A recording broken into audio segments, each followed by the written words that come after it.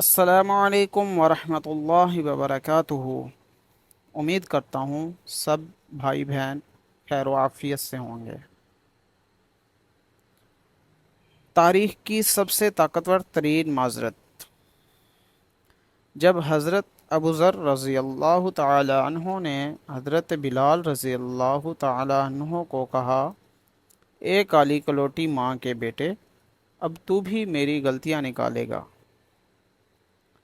तो हज़रत बिलाल रज़ी अल्लाह तआला अन्हो ने यह सुनकर गुस्से और अफसोस से बेकरार होकर ये कहते हुए उठे, खुदा की कसम, मैं इसे ज़रूर बिल ज़रूर अल्लाह के रसूल सल्लल्लाहु अलैहि वआलिहि वसल्लम के सामने उठाऊँगा। ये सुनकर अल्लाह के रसूल सल्लल्लाहु अलैहि वआलिहि वसल्लम के चेहरे का रंग बदल गया और आप सल्लल्लाहु अलैहि वआलिहि वसल्लम ने इरशाद फरमाया, अबू ज़र, क्या तुमने उसे माँ की आड़ दिलाई? तुम्हारे अंदर की जहालत अब तक ना गई? इतना सुनना था कि अबू ज़र ये कहते हुए रोने लगे, या रसूलल्लाह सल्लल्लाहु अलैहि वआलिहि वसल्लम, मेरे लिए दुआए मग़फ़रत कर दीजिए। और फिर रोते हुए मस्जिद से निकले। बाहर आकर अपना रुखसार मट्टी पर रख दिया और हज़रत बिलाल रज़ियल्लाहु ताला अन्हो से मुखातिब होकर कहने लगे, ए बिलाल, जब तक तुम मेरे रुखसार को अपने पाँव से ना रोन दोगे, मैं इसे मट्टी से ना उठाऊँगा।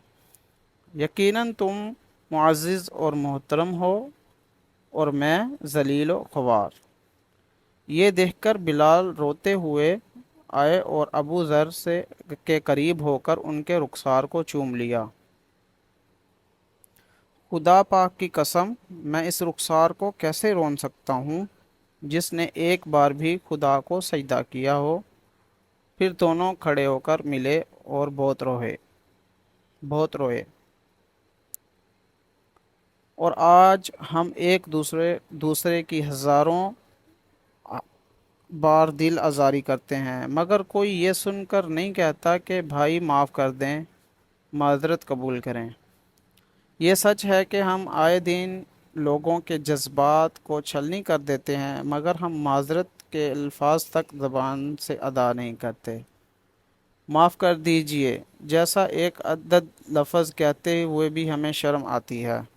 माफ़ी मांगना तो उम्दा सकाफ़त है और बेहतरीन इखलाक है, जबकि कई लोग समझते हैं कि ये खुद की ही बेइज्जती है।